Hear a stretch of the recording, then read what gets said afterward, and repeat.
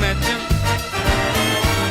He's the guy we have to thank. Thank you very much.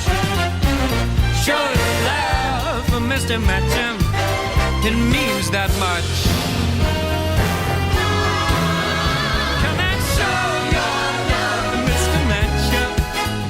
Come and show how much you'd like to thank him for these feats of engineering. We'll be clapping, we'll be cheering. We all know, we all know, we all know, we all know, we all know, we all know that it's best to be frank.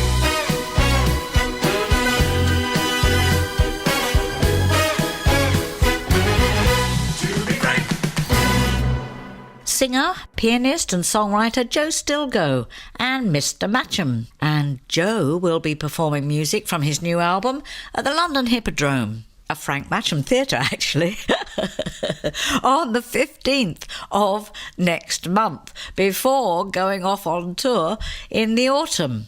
Well, it's time for the news now, but stay put. Don't move a muscle, because I'm going to see you shortly with lots more show tunes and movie songs, and one of your cinema stories in Popcorn Point.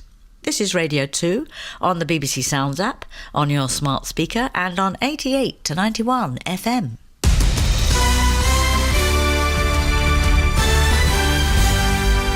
BBC News at 2 o'clock. This is Nick Qureshi. Police in Paris say 105 people were arrested at last night's Champions League final between Liverpool and Real Madrid. Officers have faced heavy criticism after firing tear gas and pepper spray at some of the Liverpool fans waiting to get into the stadium. UEFA delayed kick-off by half an hour, citing security issues. John Gibbons from the Anfield Wrap podcast was there. I didn't feel safe, and there's not many times as a football fan I've felt like that, where I just felt like I want to get out of here, to be honest with you. I'm not that bothered about the game at the moment. I just want to get out of this situation into somewhere where I feel more comfortable, but you couldn't, because there was nowhere to go behind you, there was nowhere to go in front of you, and you were just met with a wall of silence and batons. Huge crowds are expected to welcome Liverpool home at a parade in the city this afternoon. Lester Piggott, who's considered one of the greatest jockeys of all time, has died at the age of 86.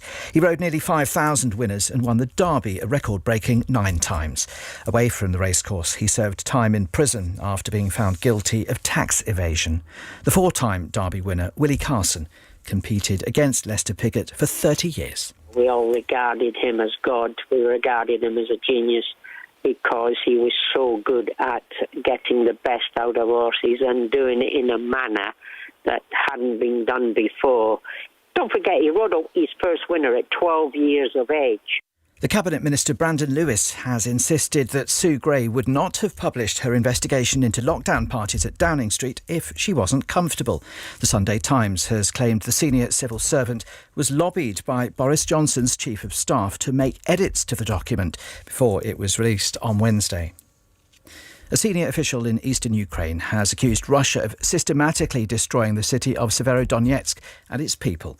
The governor of the Luhansk region, Serhiy Haidai, said the attacks were relentless. Steve Jackson reports. Severodonetsk is the easternmost place in the Donbas region still held by Ukraine, and it is currently a key focus of the Russian assault. The Luhansk governor said more civilians in the city had been killed in the latest attacks and buildings destroyed, including apartment blocks and a cinema. But he said Russian troops trying to capture a vital road out had been driven back. Earlier, Ukraine's President Volodymyr Zelensky said the situation remained difficult in the Donbas, where he said Russia was trying to squeeze out some result for itself.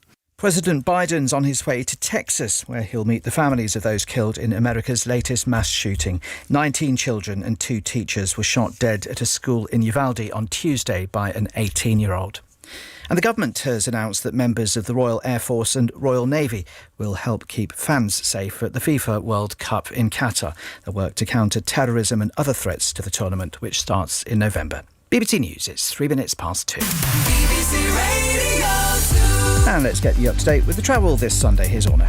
Nick, thank you very much. Aberdeen, I've got some good news for you. The A90, which was closed west of the city on the southbound side at Kingswell Turn, all open again after the serious accident. The Glasgow queues are still there on the M8. They've been there for a while, and it seems to be the same as well. 27 at Paisley, through to 24 at Govan, then again at the M74, junction 21, through to Craighall at junction 16 near the Woodside Viaduct, and the M62, the Ouse Bridge in East Riding. Well, junction 36 at Gould to junction 37 at Howden. There's a contraflow set up, which means that the motorway is down to 2 lanes in each direction now, so it is a little bit slow through there. And in Hull, the A63, Roger Millward Way, closed on the westbound side. It's south of the city. A lorry overturned and it spilt some fuel. On the M1 in Nottingham, there's a 3-mile queue showing up now, 24 at Nottingham South to junction 25. 2 lanes have been closed for an accident.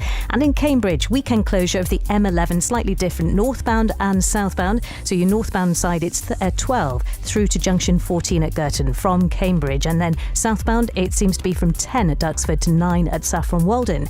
Then the M25 queues are still there through Surrey, 9 at Leatherhead up to 16 near the M40. And then anti-clockwise queues around 18 through to junction 16 again. That's after the accident, which cleared. And one of the tunnels was closed, so the Dartford tunnel queues are still there from 3 at the Swanley interchange where it joins the M20 going through to the crossing. I'll be back with more for you in an hour.